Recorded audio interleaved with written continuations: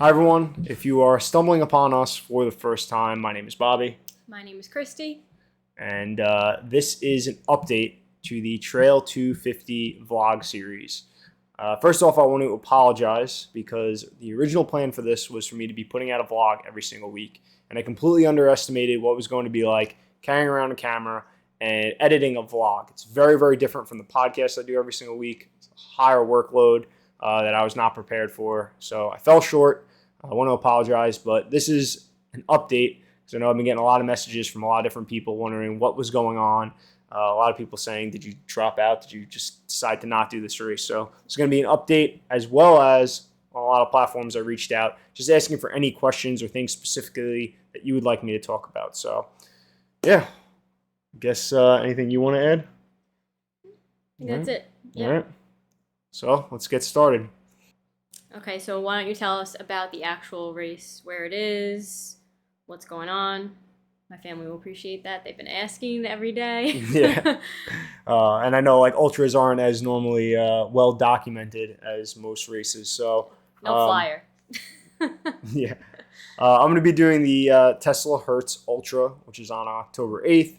I'm going to be specifically doing the 50 miler. They do a couple 10-mile editions. They do a 50K, 50 miler, 100K, and 100 miler. And this year, they're actually doing a 150 miler as well.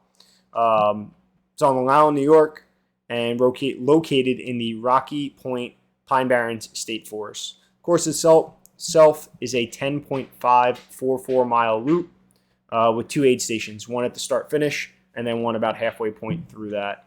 It's a fairly flat course, but I thought it was interesting because on the site they say, even though it's a flat course, don't underestimate it. In the 100K last year, which is about 61, a little over 61 miles, that is 60% DNF, 60% did not finish rate on the course. But That's a lot. yeah. But for another person, there was a person who asked about the cutoff.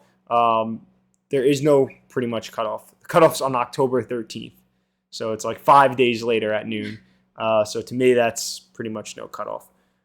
But yeah, I mean, anything else I could think about for the race? Anything else that you think I missed? It's going to take you until October 13th to do? It better not. But to me, I can't promise I'll be there till October 13th. Yeah. But to me, what stands out about that is like the only way that you're not like you're getting DNF'd is because you quit, not necessarily because you like timed out or anything like that. And here's Kona. Got anything to say, buddy? But yeah, so that's just the overall race details. Okay. We could get into some questions. Like you said, you put some questions on what, Twitter and Instagram? Twitter, Instagram, Reddit, kind of everywhere. Great. So Mark C. on Twitter asked, how much further will you run than the traditional marathon? So I guess that means in your training. Sorry, I cut you off, but no, I think he means the overall race. Oh, okay.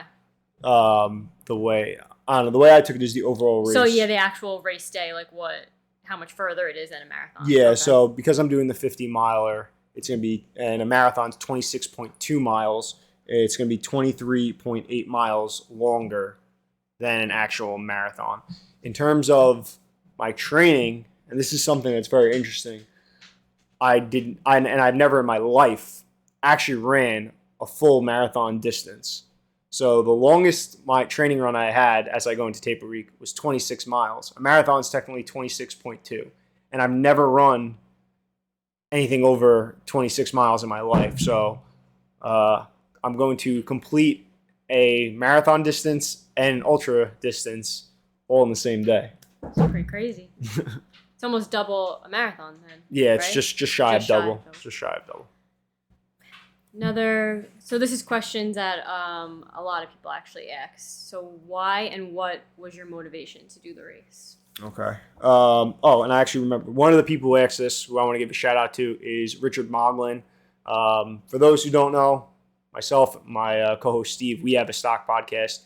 And then there's another guy, Richard Moglin, who has an excellent stock podcast that follows a very similar strategy to ours. So we're big fans of his podcast and his vlogs and stuff. So to see him throw a comment out there and question, really appreciate that. Thanks a lot, Richard, and love your show.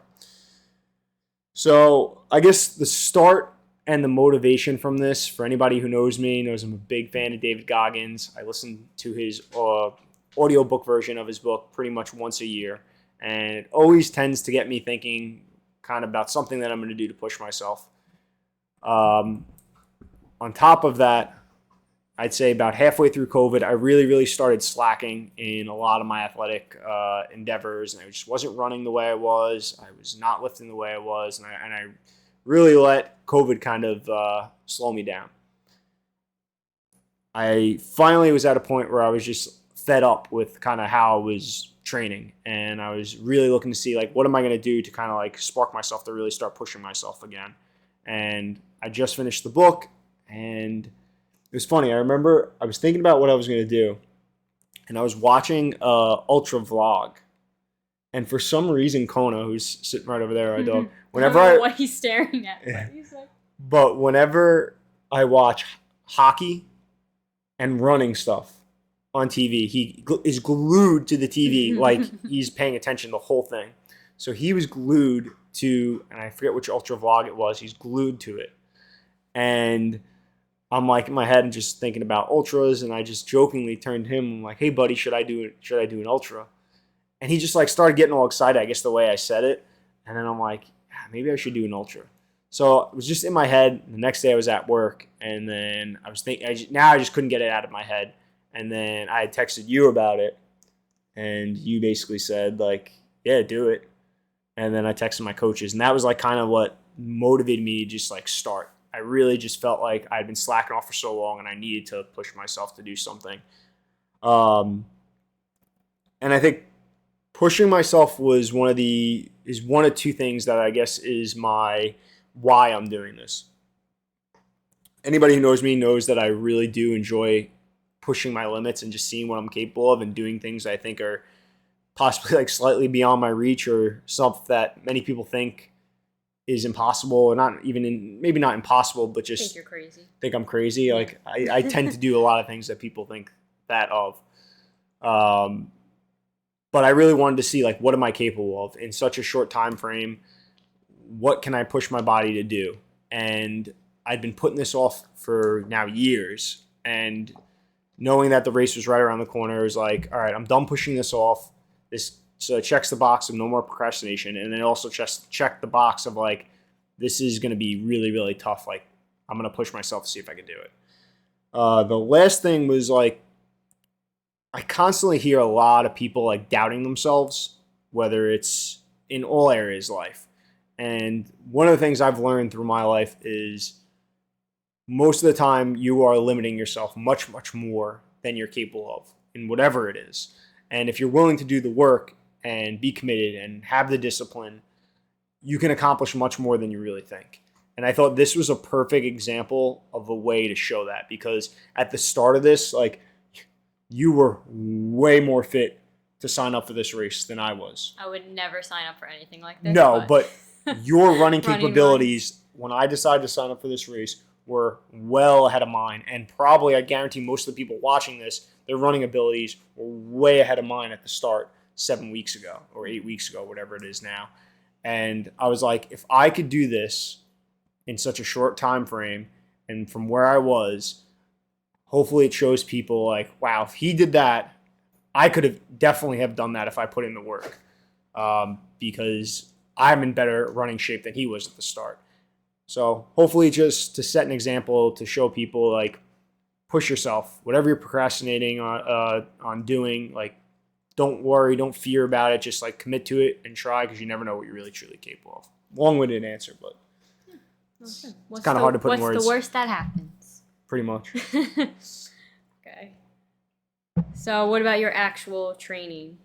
So I guess give us an overview of what your day-to-day looks like for your training schedule. Yeah. Well, first, huge shout out to my running and also my triathlon coaches, the Rad Fam, Ray and Danielle Gogarty. They helped me through my first 2 Ironmans, half Ironmans, which was a crazy endeavor, because I did that in a short time frame too.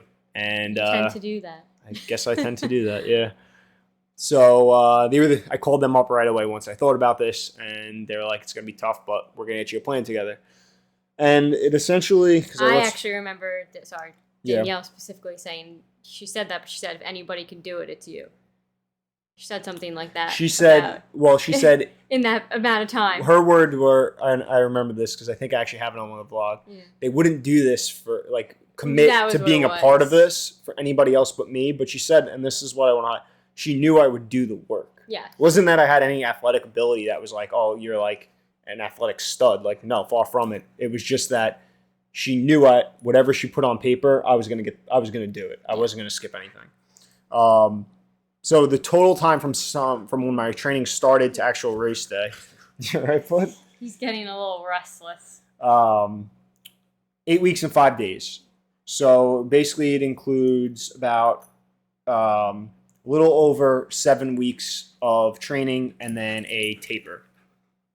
So the way my training went was like kind of in blocks. I had 3 weeks of training, which I guess was kind of considered my ramp up phase for like just breaking my legs back in. Had a recovery week, which was actually not really a recovery week because we went to Disney.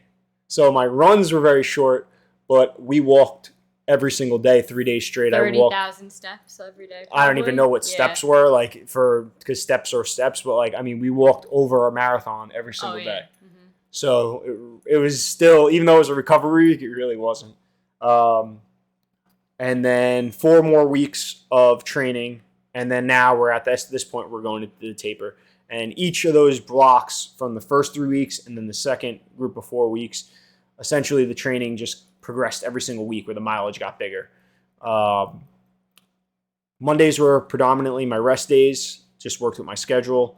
Then I would normally have a light like recovery run, a tempo run, and then another like lighter run before the weekend, which was my Saturdays were my long run, and then my Sundays were my long time-based run. And that was pretty much my schedule. It's I don't know, do you think I missed anything? I guess I'm sure people are like asking mileage. The biggest week I had posted was a 70-mile week. I had a 50-mile week and a couple of like 45, high 40 weeks. Like I said, longest distance was 26 miles. And that's the longest you'll do. Now I'm done with the long run, so we're going into the taper now. Okay. Yeah. What about gym? You still lifting? Yeah. Do you change anything up with that? I tried in the beginning very specifically not to, just because I do enjoy the actual lifting. So I maintained my normal lifting. I would say legs, I didn't lift as heavy on legs, and I also incorporated a couple of different workouts into legs, such as I really focused on a lot of lunges because that was helping with my hips. What are the ones that like I hate to say it. I know he's like he really wants to. But what's the ones where you put the bar and you put the hip thrusts? It's like a girl. You've been doing hip thrusts. Yeah, well they've been. That's what my coaches had me doing, just for like kind of like all that area back there. So. Throwing those in there. Oh, yeah. You gotta get this dog away. All right, lay down, buddy. Go boy. So I think that definitely helped, and I just kind of changed how I was doing legs to accommodate and help with the running, and I think that also really kind of helped with preventing injuries as well. This was kind of like side, really didn't have to do with this training at all, but I really got into pull-ups. So I was trying to do, before my back exercise, I was doing 100 pull-ups. And I was trying to see how fast I could do them. And, you want to go by, buddy?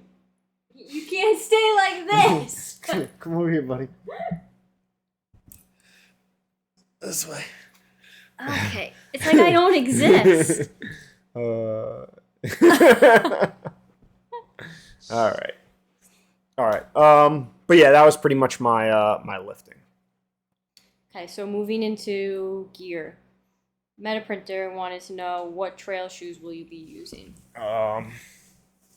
So both of us are big fans of Hoka's. Yes. And I've ran in a ton of different shoes. These are my first trail shoes. So I seen so much positivity with Hoka's regular shoes, so I went with a pair of Hoka's, and I went with the Torrent 2s. I was between those and the Speed Goats, but I forget why originally, because I bought these a while back, but I went with the Torrents. Um, my opinion on the Torrents, super light shoe, very fast, very comfortable. I don't have super wide feet, but I have somewhat wide feet. Very comfortable in the trails. Two complaints I have on that shoe was number one, foot protection. The traction is good, but in between some of the lugs, it's like softer foam. And if you step on rocks, you definitely feel the rocks through. And the second complaint also has to do with the bottom. The actual rubber, how do I say it? Like peeled back almost in two spots, and they were actually right in the front of where the heel traction is on both of those shoes. So like if you catch a couple times or you shuffle a little too much, it actually like pulls the rubber part off of the actual foam on the bottom. And I mean, I put a decent amount of miles, but I just would expect them to last a little bit longer than that. What color are they? Orange, like my truck. I know what color they are, but It's a good question. what else? Other gear that you've gotten for the race for training? Shorts. So I was never very particular about my running shorts. It was kind of whatever I had. Sometimes it was just gym shorts. I got Run Rabbit. They're called Cruiser 5-inch shorts. I have fairly thick legs, and these are a little wider, but so incredibly comfortable. Like night and day from any running short that I've ever ran in my entire life. They're super light. They dry pretty quickly. They have a brief liner in the inside, which I prefer over the boxer liners. And they're very, very lightweight. The seams and everything are done perfectly. So I highly, highly suggest those. Some of the other stuff that I got, Salty Britches makes an anti-chafing ointment. So that was a new product that I started using that I really loved. They have two different formulas. One's thicker, one's thinner, based on kind of the temperature you're running in. Just really love that product. Ended up having really no chafing issues through this whole training process. Socks. When I was doing the Goggins 4x4x48 challenge, I found that I really liked toe socks as opposed to just regular socks because my pinky toe tends to tuck underneath my other toes when I run. And I get like a really, really weird like pointed blister that happens. So the toe socks prevent that. And the Exoskin socks that I started using, love them. They're like the material that they're made in is just, I had almost no blister issues when I was using those. Even if my feet were getting wet, they like, I guess, pulled the moisture away fairly well. But those are the socks I've been using. I'm trying to think of anything else. Pack. I got a Salomon Sense, Sense 10? So I think the size of the pack. Love that pack. Super lightweight. Very, very like t-shirt-like the way it fits on you. The straps and the way it cinches to you is great. Plenty of volume to hold stuff. I use a Garmin watch. I have a Garmin Forerunner 935 that I've always used. Garmin chest rate, heart rate monitor. Yeah, I mean, that's really, I guess that's the majority of the gear. If you want to know any more gear that I have, comment below and I'll be happy to chime in. Cool. All right, what about nutrition? So day of the race nutrition, any supplements you've been taking, anything like that? So for anyone who's done any endurance sport knows how important the actual race day nutrition is. And as you should, which I've learned from my coaches, and I'm sure many people know, is train with that nutrition that you're going to use on race day. So the breakfast I'm going to have before the race and I've been doing before all my long runs is a bagel, normally a cinnamon raisin bagel. I love cinnamon raisin bagels. It's so Those good. are my It's like my favorite. bagels. Yeah, it's so nice. It's like as much as you have a long run, you're dreading it. It's nice to have that bagel. No, you're having a bagel before. Yeah. It's pretty good. So on one half, I put peanut butter, raw honey, bananas, and dates. And on the other half, I put grass-fed butter and jelly. And that's bagel. And then I do a scoop of BPN's electrolyte powder. So I have the lemon lime is really good, but the salted watermelon, if you can get that when it's in stock, is like It was really so good. I tasted some. Yeah. So that's my pre-race breakfast essentially, and then I also have a cup of coffee that I make. Then I make in one of the bottles that sits in my pack 2 scoops of BPN's G1M Sport, which is their electrolyte and carb powder. I've used a lot of different carb powder supplements before, but this one, my stomach can get a little weird with carbs sometimes. It sits with my stomach perfectly. Like the best way to explain it is I feel fueled, but I never feel like full or bogged down. Like it's this like lightness that goes in your stomach and is just so easily digestible. So I do 2 scoops in one bottle, and essentially every mile I take like a mouthful, like a gulp of that. And then in my other bottle, I just have plain water because I do like just having plain water to drink from. Then every hour, the Honey Stinger like stroopwafels, I have one of those on every hour. And I have the regular honey ones, but you actually you have to definitely try this. So the vanilla ones are amazing. They almost taste. This is the first I'm hearing of I know this. because I keep forgetting to tell you that it almost tastes like a vanilla cupcake. It's so good that like so I normally put 2 in there, and I have normally a honey one and a vanilla one, and it's so stupid, but it's like almost like a game because I'm running. I'll unzip and I'll stick my hand in, See pull which one one out, you get? and when I get one and I get the vanilla, I'm like yes. And then when I don't, then I'm looking forward to the vanilla one. But that one is so good. Like if you're a vanilla cake type person, you definitely enjoy those. So I do one of those every hour. Can I have one? Yeah, they're in there. And then race day, it's going to be that and really water. I think on my like longer runs, I've seen that my stomach is just held up. I've felt hydrated even on the hotter running days. It's not going to be hot. So that's my race day nutrition. What about after? Do you think you're going to want to eat after, or you think you're going to be like done? Or you're going to be like, I want a burger, or like, what you're going to feel like? I honestly have no clue. I've heard with like 100 milers specifically in those bigger races that like people aren't hungry for like a day. Mm-hmm. Like it really, I guess, messes with your stomach. But what I've noticed is like with the half Ironman races, when I finish those, because I've been consuming so much carbs and so much like sweet food, I'm like dying for like salt. Not even salt because I'm consuming a lot of salt. I'm dying for like fatty food. Okay, because don't they have bacon at the end? At Ironman Atlantic City, they had a big thing of bacon, which was nice. Yeah. So I'm knowing me, and I'll probably want a burger. Yes. I need one after the race too. Yeah. So I'm not running, but I still need a burger. What about your everyday diet? What's that been like? Have you changed anything? Yeah, definitely changed. I'd say I'm not like a keto person, but I know my body definitely responds better to a higher fat, lower carb diet. Like I just feel better. I still consume carbs on a regular day basis, but with this training, I definitely up the carbs a lot more. Breakfast, I always do.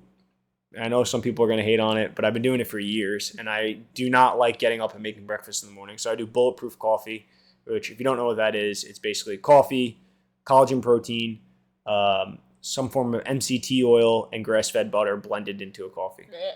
Drink that pretty much every single morning, and it sustains me for, I'd say, probably a good 3 to 4 hours.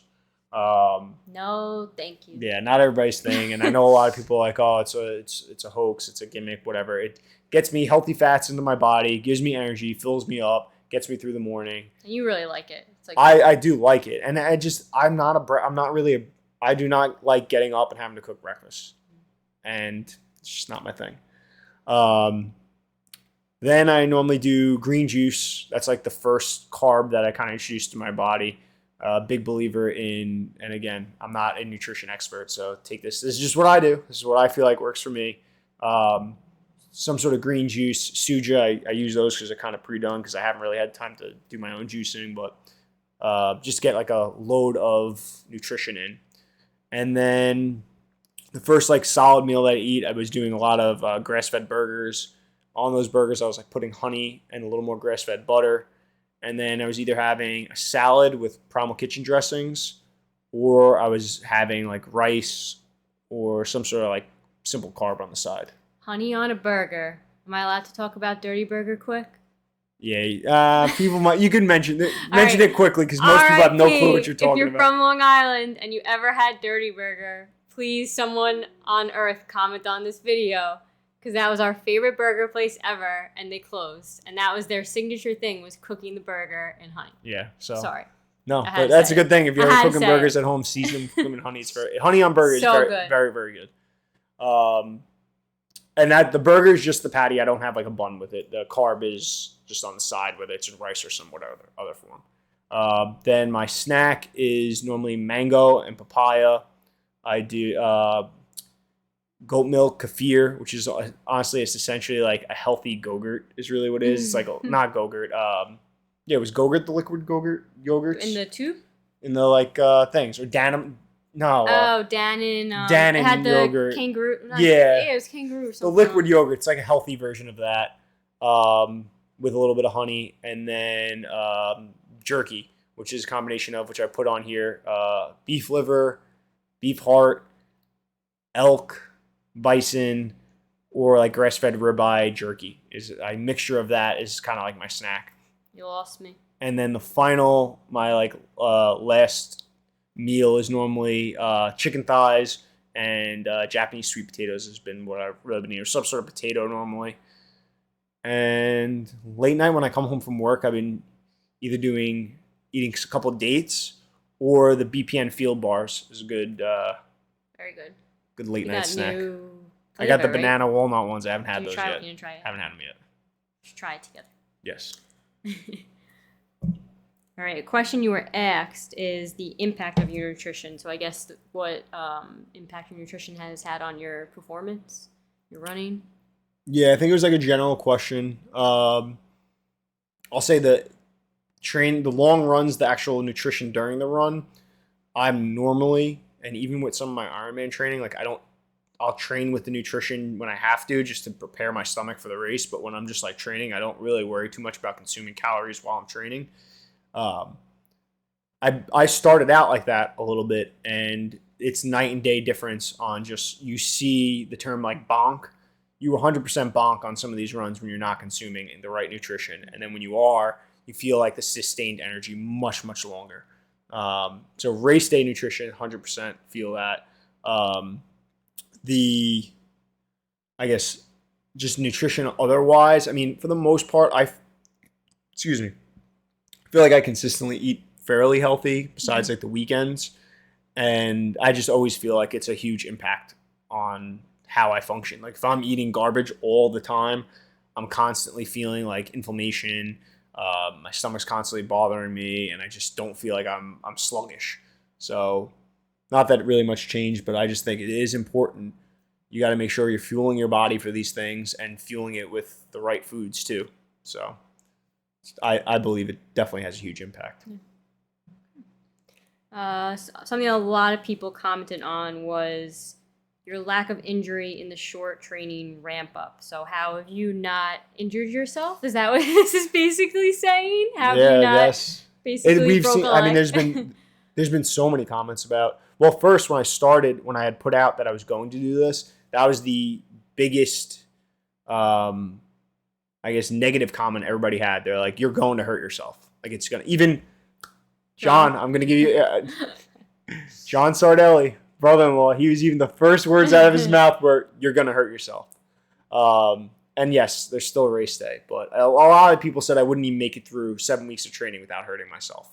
And I could see where people come from, because I think had I maybe taken the approach that a lot of people would have had and just trained hard, I probably would have hurt myself. But I mean, I took recovery, stretching, myofascial release.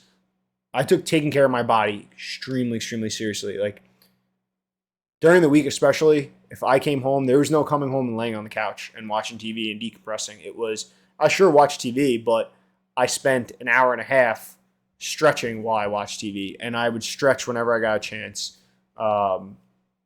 So I really, really focused on like trying to prevent my body from having injuries. The only time I even felt, I'll say this, about 2 or 3 times where I had gotten worried. Very early on, I had this in one of the first vlogs. I rolled my ankle pretty bad. And for a few days, I was like, I'm going to be really beaten up on this ankle, and I kind of got nervous. Took care of it, iced it. It was not a bad roll at all. I don't even remember that. It feels like so long ago, even though it wasn't that like long a few weeks ago. Yeah. So that was fine. There was a couple points where I was feeling my Achilles tendons getting, I could wake up in the morning and they were almost like felt like sticky. Like that's the only way I could explain it. Where like I'd walk around and I could literally feel like my Achilles tendons being like so either inflamed or tight that they like felt like sticky. It was very, very weird. Yeah. I really, it's funny. You're probably hearing a lot of stuff that I don't even really, because you say this all the time. You're like, I ask you how you are. And you're just like, yeah, I'm good. Yeah. I don't really, You never. I don't want to make you feel like much. nervous. So. Yeah, but I don't get. I think I'm used to this by now. And then this week specifically, between my last 2 long runs, my left hamstring was getting very, very tight. But I kind of just babied it, and I just didn't push too hard, and then I stretched really, really hard. And that kind of helped me get through it, and then I was fine the next day. But a lot of icing, did a couple ice baths, a lot of icing. You bought me for my birthday, the compression boots by RX Recovery. I'm a pretty good gift giver. You're an excellent gift giver. Somebody commented, and they're like, didn't you get a triathlon bike? And yeah, you bought me my triathlon bike for Christmas. Yeah, definitely. I get a lot of excellent gifts. You're a good gift giver. Thanks. Yeah, RX Recovery boots. I'm actually have no affiliation with them whatsoever, but I bought them, so. No, yeah, you bought them, but Yeah. I'm saying like they're even after the fact, there's still no affiliation with them whatsoever. But let's face it, Normatec boots are very, very expensive, and I've always wanted a pair because I've always enjoyed them. And this is the only company I think that makes a reasonably priced pair of compression boots that I've like said like they work, and it's got like a remote control, everything. I mean, they're like amazing, but they're not $1,000, but like I guess normal ones are almost like $800, $900. It's like insane. These are like reasonable for what they are. So I'll put a link down there to their website, and hey, maybe they see this and maybe we can get like a discount code for you guys. Anything else I missed on recovery? No, I think so. Yeah, all right. Yeah. Again, if I missed something, just comment below. I'll be happy to elaborate on something. You did get a lot of questions about soreness, but I guess that I kind of hit on soreness. Yeah. I remember one of the specific comments was, what was my soreness like in the morning, like waking up on some days?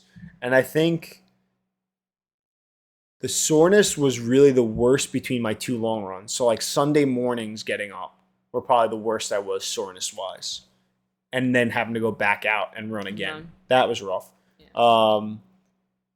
Other than that, it was nothing other than like your typical like I'm sore, but and like nothing where I was like hobbling around like this is horrible. Calves got tight, hips got tight. For anybody who doesn't know, I broke my back my senior year of high school, so my back tightens up just on the regular. I have hip issues because of that. Like a lot of that stuff that I felt was kind of just like my consistent aches and pains that I get on a regular basis. But I forget I don't know if I said this to you or I said this to somebody else. I feel better physically through this training than I did when I was like slacking off and not really running. Mm-hmm. Like I think because I'm like moving around, and I think the stretching is really taking care of myself. Say, clearly your like what you're doing for your recovery and all of that is obviously also playing a huge part of why you feel the way you do. Yeah.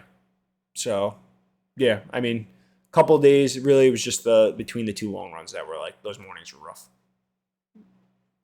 What about sleep? Do you sleep? That's really what we should ask. This is probably a question that you should answer. And your impact of sleep. Okay.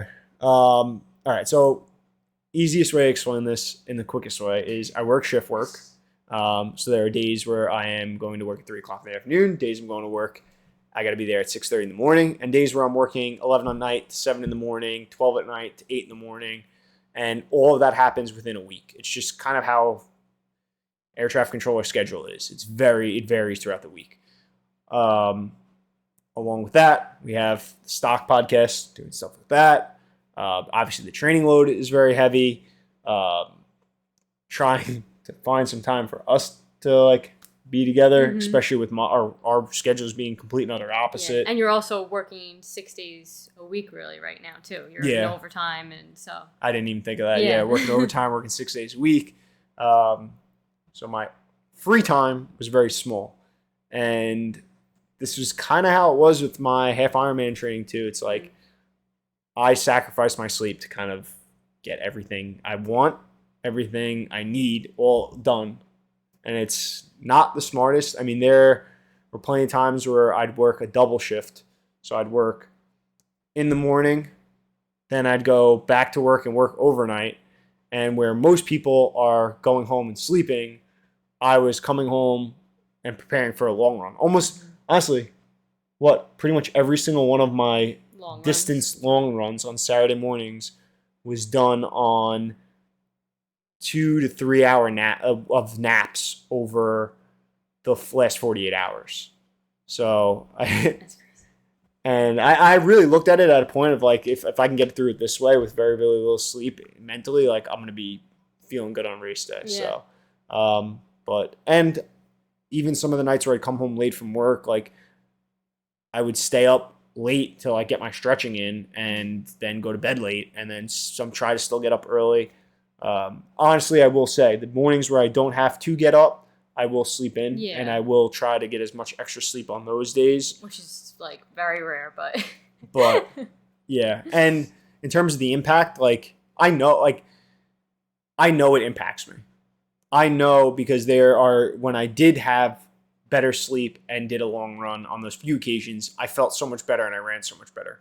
But this is just the situation I'm in, and I'm not willing to sacrifice, let's say, me sleeping in on a Saturday till 12 o'clock, then getting up and then going for a run and then coming home and it's our one day together. Yeah. And now it's 8 o'clock at night and I'm going to spend a couple hours with you and that's it. Like thank you. That's so nice. You're welcome. No, but I'm not willing to do that. I'd rather just suffer through it and have the time to, do things with you, do things with family, friends. So yeah. Talk about something that was harder than you expected it to be. Harder than I expected it to be. You know what? This is actually something that I remember.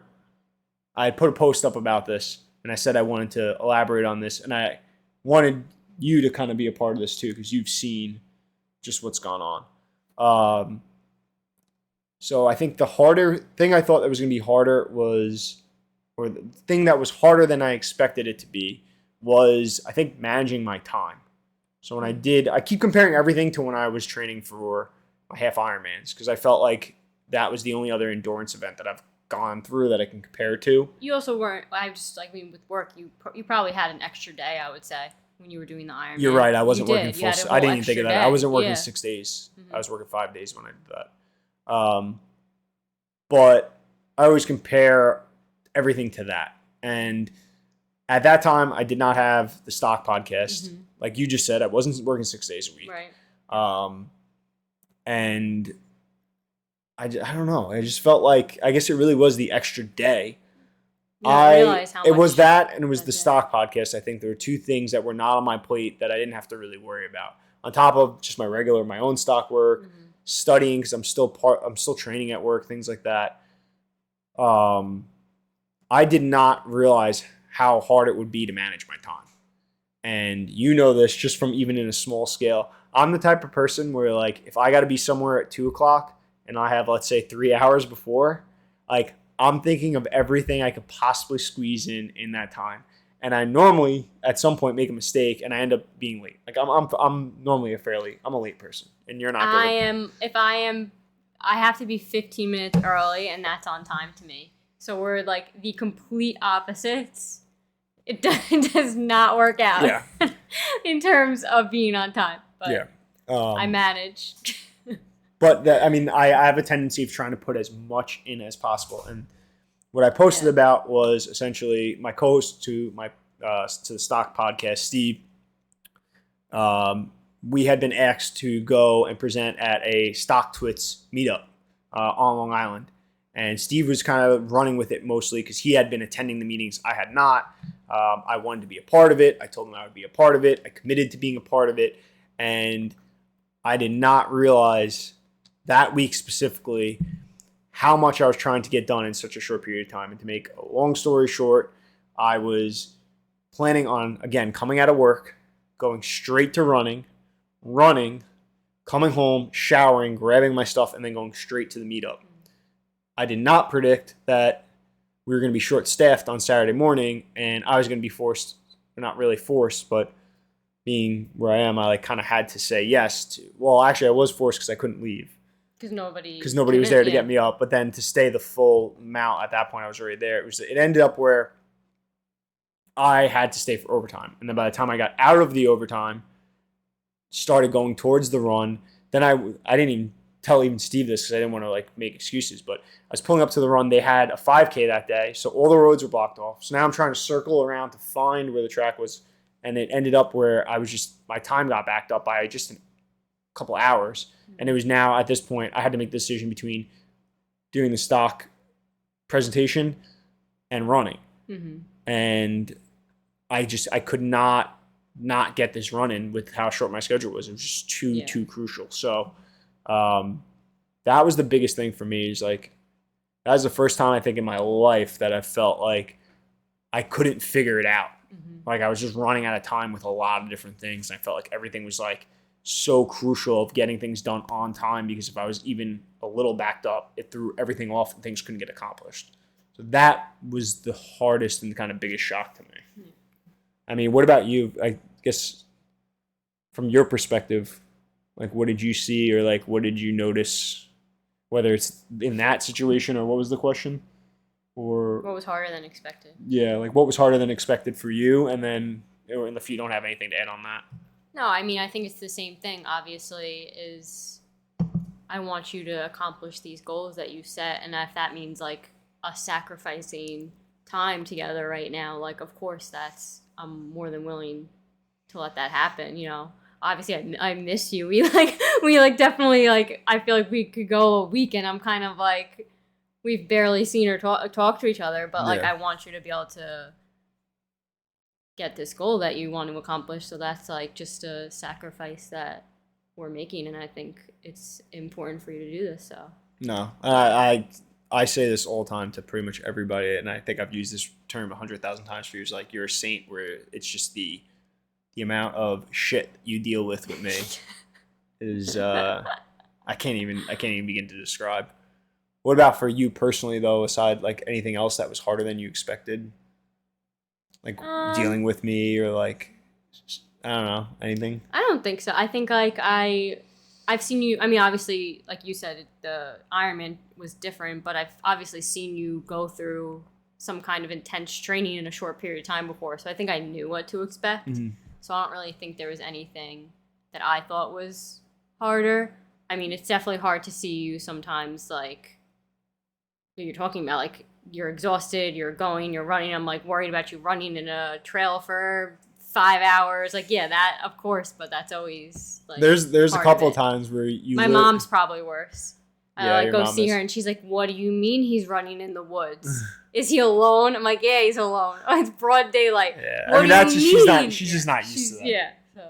I think what's funny, though, is, like, there's a few times where I'd do stuff because I was so tired, and you would be like the look on your face is just like, oh my God. Like, no, I'm just like, are you all right, dude? And you're like, I haven't slept and I just ran 26 miles. Well, was it yesterday? Yesterday or 2 days ago, I parked my car coming off the shift, and then I was getting ready to run, and I'm like, all right, let me just sit for a second. I almost like dozed off. And then another day, I remember I took a paper towel. Instead of throwing it out in the garbage, I opened the cabinet and threw it in the cabinet. Well, back on the sleep. Was this yesterday? This was yesterday. Which one? Sleep. They were talking about the sleep. You texted me and you said, I'm gonna just nap for 20 minutes. I'm like, no way this kid's napping for 20 minutes. If he goes to sleep, he's going to be out. Well, and I specifically laid on the couch because I knew if I went into bed, I was done. But still, he could sleep through a tornado and wouldn't even know. I let you sleep for like 2 hours, and I was like, all right, I gotta wake him up. He's gonna be upset because you get like that though. Like I if get pissed at myself. You get mad if you didn't, and you didn't set an alarm. I knew you didn't set an alarm, so I was like, I gotta wake him up. So I woke you up at like 9:30. It was like you said 20 minutes. It was about 2 hours, but yeah, that was bad. But what were you gonna say about just about? I thought you had another. Oh, never mind. Oh no, that was it. Oh, okay.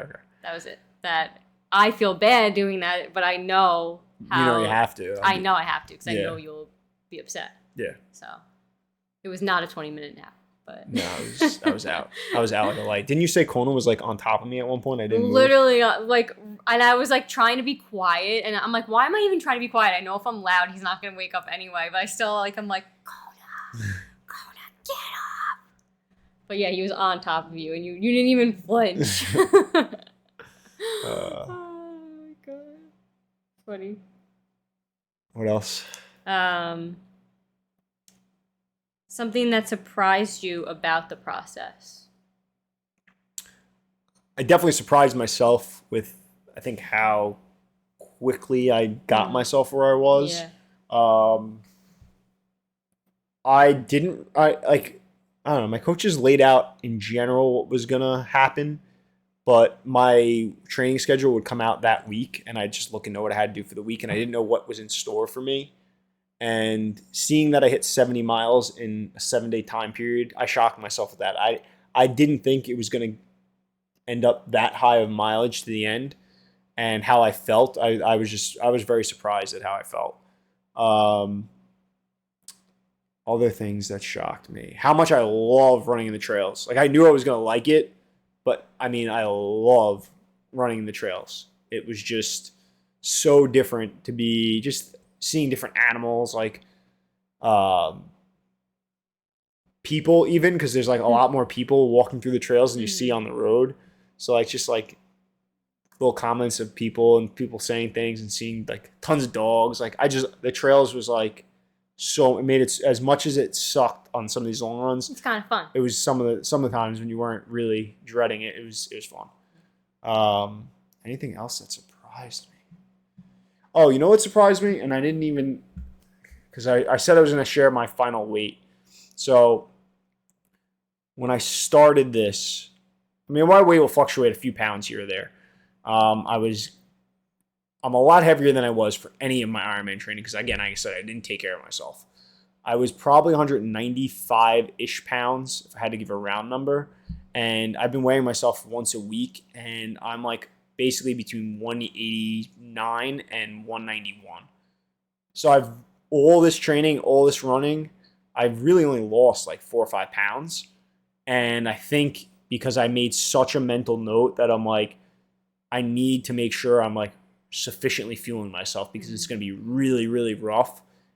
So I'm actually surprised, I think, at how well I fueled myself to maintain, like, not falling too far into a deficit where my body's able to repair quick enough. So I think that helped me out a lot. Mm-hmm. But I feel like my physique definitely changed. Like I definitely lost some of the fat, and I think a lot of the, like, so that the body transformation piece, I was very surprised because I thought that I was just going to like be withering away, and I'm glad I was able to like handle it where I took care of myself and saw a transformation, but did not wither away. Right. This is my favorite question. What is the favorite cookie I make? Your favorite cookie that I make? So this is tough. Because I make so many good cookies. And it's not only that you make so many good cookies, but you make a lot of good baked goods. So I'll answer the question specifically with the cookie. Okay. And then I will elaborate on the baked goods. So the Levain cookies that you make. Copycat cookies. Those are probably, I'd say those are when you make the Oreo cookies, where there's just like, it's like white chocolate with like tons of Oreo crumbs on top. And chunks Oreo. That's probably my favorite. A very, very close is your Levain, whatever, copycat cookies. Baked good. So the s'mores bars, I'm a huge, huge s'mores fan. The s'mores bars you started making, it's literally like taking a s'more, and just putting it in a blondie-ish type form, but almost the identical taste. Those are up there, and the cereal bars. I haven't made those in a while. Darren, my buddy Darren, if he's watching this, comment down below how you feel about those bars, Darren, because you're one of probably the biggest fans of these. But every time you go there, I every time I have to see bake Darren, something because I know he loves stuff. Like you always make last those. time you were going there, you knew like an hour before, and I was like, oh my god, I have to bake something. You ran to the store to bake stuff, but no, those cereal bars are like next level. Thank you. Yeah, so maybe you gotta make some and bring them to the race. Yeah, s'mores bar. I've never been crazy about s'mores, but recently I've been on a s'mores kick. I don't know why. So that's where I came up with trying to make those bars, and finally feel like I perfected the. It's always the graham cracker that's hard to get, but I feel like now they're finally doing a good job. Finally there. Yeah, doing a good job. Anything else? I think that was all of the questions. That was it. Anything else you think we missed? Update. If you want to follow especially the rest of this journey, because I'm not going to have anything posted after this until after the race, my Instagram, because I know a lot of people that are on here don't follow my fitness, or I don't even like saying fitness Instagram because it sounds like, but like my endurance training Instagram makes me feel better about myself. It's Path. It's PATH 2, the number 2, and iron, like the metal. That's my Instagram. That's where I've been posting pretty much a more up-to-date update as to what's going on. And then I'm going to give you the login for that.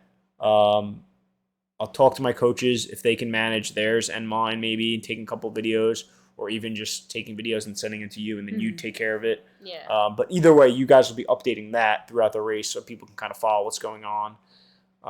So run over to that. I'll actually put that in the description so you can check that out. Just click that and follow me over there. And yeah, this is taper week, so it's pretty relaxed. I think I have 2 runs, a 3 mile and a 4 mile, a lot of stretching, a lot of ice. Gonna go see my buddies at Performax, see Dave and Armand this week to get stretched out, blading, cupping, a couple things to prep myself.